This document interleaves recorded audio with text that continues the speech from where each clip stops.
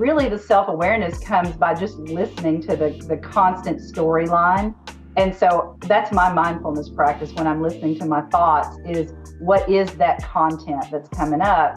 And then getting curious about how I could reframe that story. It is a defense mechanism that our body has just developed. But being able to use that to kind of propel you towards a more positive, healthier way of being is actually a really great way to spin the entire thing. Hi, welcome everyone to the Patient Advocacy Initiative podcast. I'm your host, Dr. Asha Pai Bohannon. As many of you know, I love to blend an East meets West approach to health and well-being. So I'm very, very excited to introduce my guest today. She is a well-being, mindset, and resilience expert. With more than 25 years of corporate healthcare leadership, she's an associate professor at UAMS College of Pharmacy with expertise in nuclear pharmacy, lifestyle medicine, resilience, and mindfulness. She's the founder and CEO of Minding Your Minutes and Aligned Engagement Strategy Group. She guides professionals stuck in the spin cycle of overwork and exhaustion to create space for what matters, including their own well-being, without sacrificing impact at work or at home. I always love to add in a little fun fact about my guest. So here you go. She has 3 20-year-old daughters and only gave birth to 1. So with that, please help me welcome Dr. Brigette Serfaty. Welcome, Brigette. So glad to have you on the podcast today. Thanks, Asha. I've been looking so forward to this. And 3 daughters that are 20. No shortage of opportunity to practice what I preach. 100%. Oh my gosh. I can't wait to hear some of your tips and tricks for that. So let's just dive in. I know a large part of things that you talk about is what we call the inner critic. So I'd love for you to start there and just define for the listeners, what is the inner critic and how does that affect us on a regular basis? Yeah. And so we use terms like that, like this inner critic, and we think, oh, it's not that big of a deal. And everybody has one. But what we don't realize is how much time that we're spending in that inner critic spin cycle. So when I talk about that spin cycle, that's really what I mean, because we're tied up in our heads. So those of you that know me well, you've seen the lizard brain before, but that inner critic is really all those voices that tell us why we're not good enough, smart enough, fast enough, organized enough, blank enough. And so we all have some version of that judge, and they're sneaky. So there's all these judgment voices, and sometimes it looks like good things like productivity and achievement, but we get stuck in that hyper, always on, and we can't really turn it off until we start to listen to those voices. And once we hear them, then we can't unhear them. So where I really work with people is to understand what their particular variety of critic looks like, where it's keeping them stuck or overworking. So a lot of us as professionals overwork. That's our critic of choice. I always say my drug of choice is overwork, because it is. So when I get in that place, when I'm not taking care of myself, it's because I'm listening to that inner critic. So that's how we start working together, is really understanding we've all got these voices, and where are they holding us up? Where are they keeping us stuck? I'd love to know yours. Oh, I love it.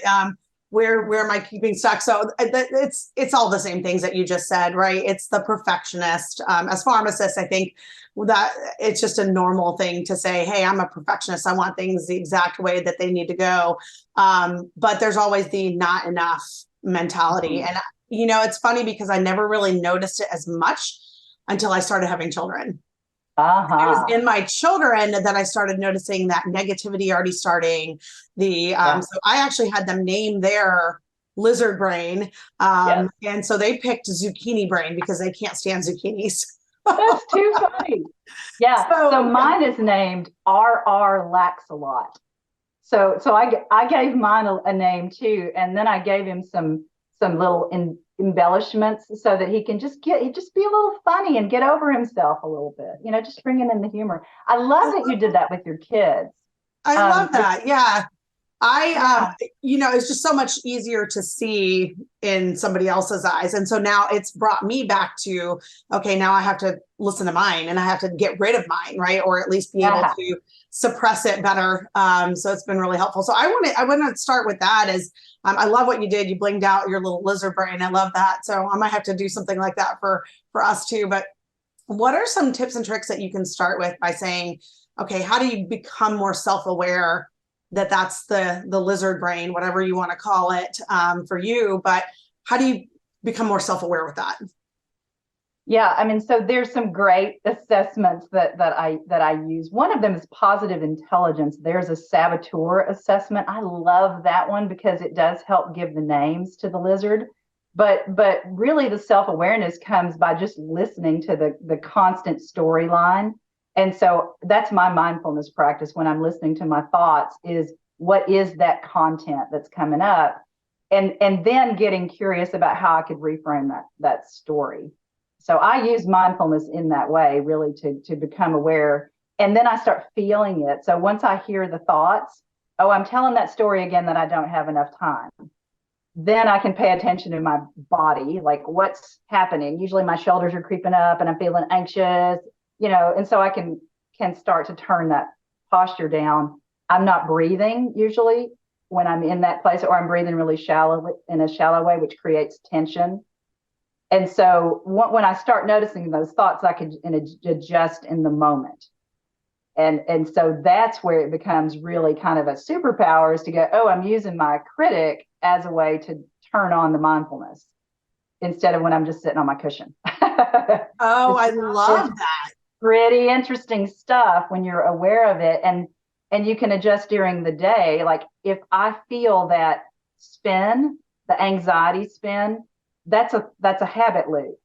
So I could run a different habit, which is, oh, my lizard's really cranked up. It means that I probably need to walk away for a moment, smile, breathe, get a drink of water. What is my body telling me that I need? What's going to break that pattern in that moment? Yeah. So it's a pattern interrupt. So because it's just a habit. And our patients and our clients are in the same habit, so helping them understand that this lizard brain, there's nothing wrong with you. It's just what your brain does. Mm-hmm. Your mouth makes saliva, your stomach makes acid, your brain makes thoughts. And this lizardy brain is trying to protect you from whatever the thing is. So but it's not helping. We just think it is. So we can help put it on a better channel so that we can take better care of ourselves in the middle of a Tuesday, like shocking. Yeah, exactly. You can cut it whenever you want, as long as you're aware that it's there, right? Yeah. And so you bring up a good point. It is a defense mechanism that our body has, just developed, or it is, right? It is just what it is.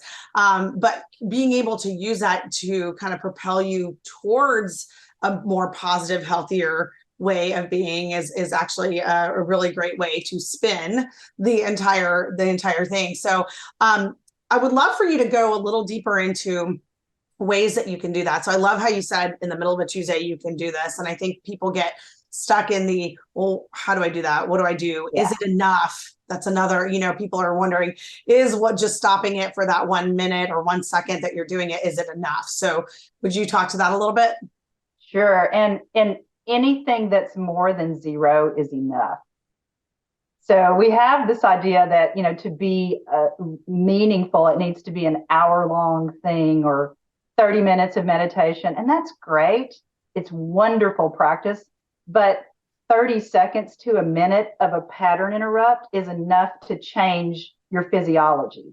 And that's really what you're doing, is you're changing your physiology and your psychology in the moment so that you can do whatever it is that's important. And so I use breath a lot. So that's the place that it's portable, it's free, you got it. So what breath helps me settle? So if I notice that I'm anxious, then I'll use a longer exhale. So whatever my pattern is, I might breathe in for 4 counts and out for 6. Or I might just take a deeper breath. So breathe into my belly instead of up here where all the, tension is. I might direct my breath deeper, and I can do that and be moving. So you don't have to necessarily stop and do a practice, although it's great if you can, but you can simply feel your feet on the floor, connecting, and then drop into your breath. And that's 2 or 3 breaths to go, oh, I'm out of the cycle. So it's just moments of mindfulness that really make that difference. And then you can ask yourself, what is it that I need? And sometimes you're something easy, like I mentioned a minute ago, I'm thirsty. Like I really need a drink of water, or I really need to get out of this room for a moment. I'm head down running the script. I need to stand up and take a break and come back to it. Or I just need to connect to what matters in front of me. So if I'm in a high stakes, high stress conversation, it's just, where am I? Am I spinning the cycle, or am I present with the person? So those are quick things, just those questions. And if you have a longer period of time, then you can, of course, run different scripts is the way that I would talk about that, or do different practices. But I really like to orient people to, it's a moment of mindfulness. It's a moment of presence, because we're usually somewhere else. We're in the future, we're in the past, we're not listening.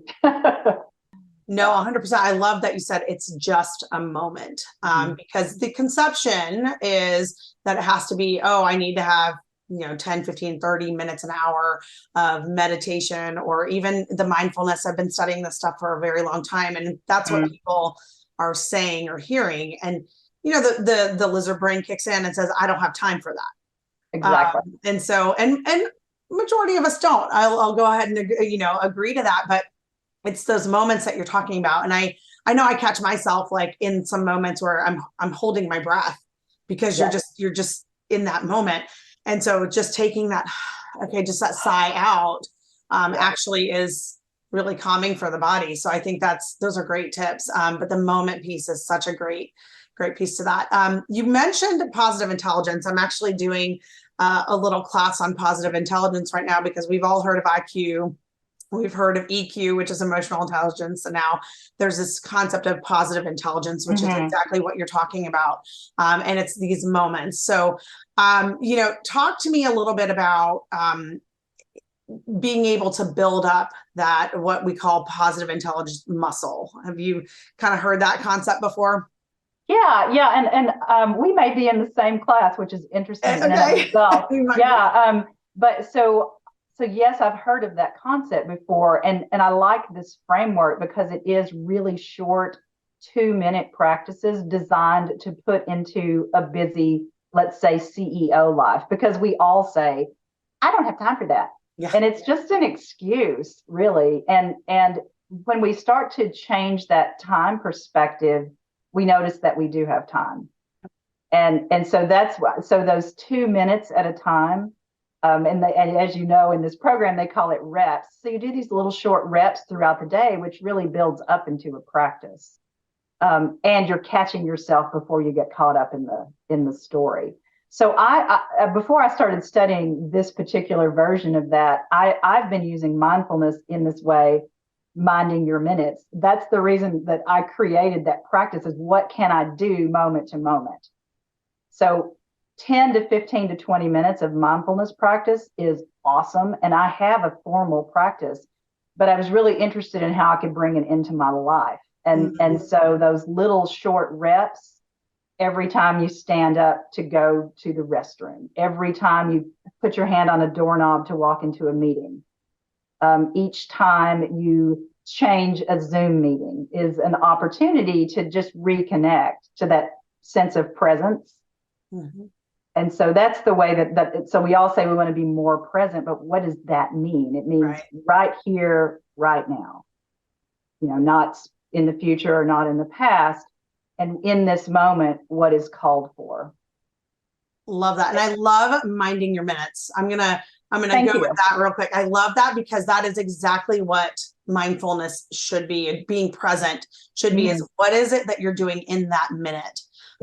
What is important during that time. So I love that. And then as busy working moms, women, men, whoever's out there listening, we're all busy. Let's just, we've already called that out. But we tend to multitask a lot too. And so that takes away from whatever it is that we're doing. And so the minding your minutes, your programs, and what you do with people and helping them become fully present with what they're doing is so important and so key. So I appreciate everything that you do. With that, I want to give you an opportunity if there's something that you would like to share with the audience that maybe we missed talking about, or maybe your number one biggest tip that you can give, and then share with everybody how to get in touch with you. And then we'll have that in the show notes. Sure. And I appreciate that. And thank you. And so I think the biggest tip that I can give people is that idea that multitasking is it's not the way to get more done. It's the way to exhaustion and burnout. And so even the language that we use in hiring people must be good at multitask. Like what must be good at balancing multiple priorities is very different. And so really understanding that we can do better, deeper work, one thing at a time. And so it's the depth of work. So that's the first thing. What is the deep work that you're doing? So I'm stealing from Cal Newport. I love his work on deep work. So that's one thing. And then the other thing is listening to your language about time. So when I started to listen to, I don't have enough time, amps up the stress hormones, amps up the tension. And so deliberately reframing that language to there is plenty of time for this thing. So if you'll say to yourself, there's plenty of time for this thing, and breathe into it, it's shocking how much it changes your time perspective. And so I know that sounds overly simplistic, but just listening to that language about time it's when I started to listen to my even to my parents, they're retired. Oh, we're too busy. Oh, wow. So we're just sending that message over and over. And so if we really say, well, I have plenty of time for what matters, it helps us create the space in the day for it when we're clear on what it is. So I think that the time perspective, and then really getting clear on what it is that you want to work on, the focus for that block of time is important. So I work with people on calendaring strategies, stress resilience strategies, turning down the lizard brain, and then getting clear on what it is they want to do next. So you clear out all that stress and people go, I don't know what to do with my time. Wow. You free up your whole entire life at that point, right? It's shocking. Yeah. So if people want to work with me, and I appreciate that offer, but you can find me on the socials at Minding Your Minutes. Aligned Engagement Strategies group and so it's aligned-engagement.com is my website. And I'd love to work with people one-on-one in groups. And I do a lot of mindfulness training too, just in the school and corporate space, because people are very curious about it, but they don't know how it applies to real life. So helping them get clear on that. So I appreciate the opportunity. Perfect. Absolutely. Thank you so much for being here. It was such a pleasure. I could literally talk to you about this all day. But let's go out and mind what matters. I love that. Thank you so much, Dr. Brigette. Thank you, for being here.